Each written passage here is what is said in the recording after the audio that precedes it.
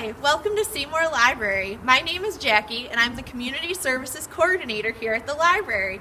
We're excited to have you here today for a tour of our historic building.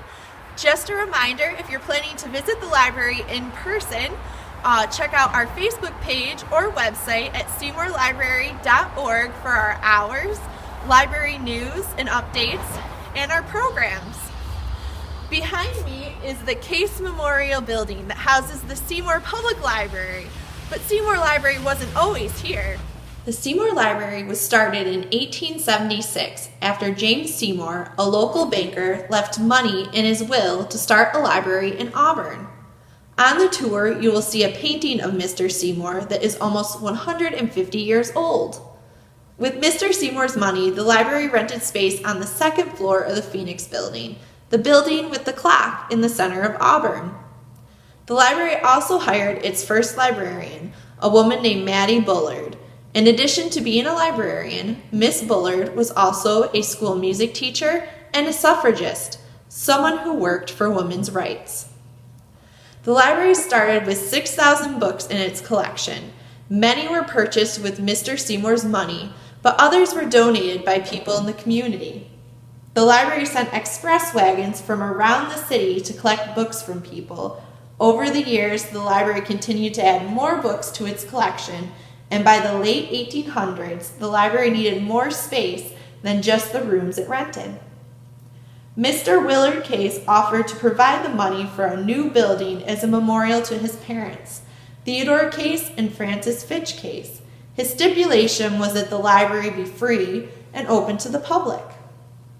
Mr. Case wanted a very grand design for the building, and he asked architects from around the country to submit designs for an architectural contest. The architects that were finally chosen were Career and Hastings, the same architects that designed the New York Public Library. You will notice that Seymour Library also has lions. The lions are located at the front of the building. Now follow me into the library for the rest of the tour.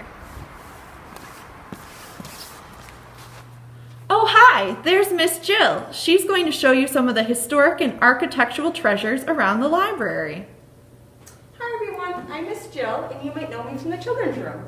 We won't be able to go down to the children's room today because we have it closed for renovations.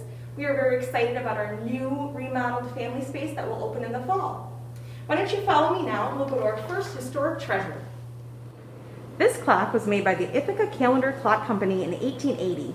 It is made out of walnut wood and driven by weights instead of springs. One of the things that makes this clock so interesting is that it is equipped with a calendar device that tells the date of the month, day of the week, and month of the year. It is even programmed to take care of the extra day in leap year.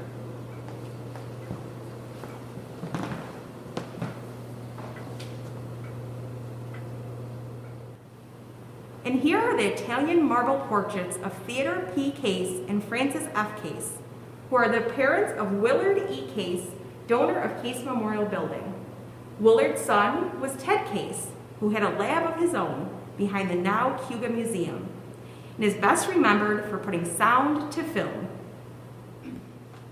The library has so many interesting features, including glass floors, which you used to be able to see through, and these ornamental iron staircase railings made by Auburn Iron Works in 1938. Now follow me into what we call our fireplace room. Currently the library has two fireplaces, one right here and one in our children's area. This room also houses one of the library's two portraits of our founder, James Skinner Seymour. This one is believed to have been done by George Matthews and is almost 150 years old. The library's History Discovery Center has even more treasures and resources to help people research local history and genealogy, family history. Maybe you have visited the History Discovery Center before.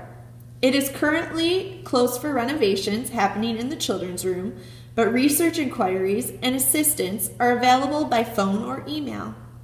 Here are some of the fun items that you can see on future visits. The History Discovery Center has local newspapers from the 1800s and 1900s that tell about events in Auburn as well as throughout the world.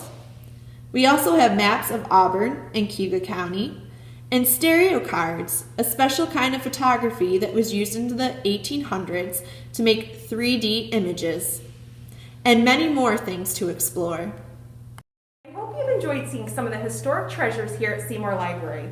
Thank you for watching the video tour of Seymour Library, and we hope to see you at the library soon.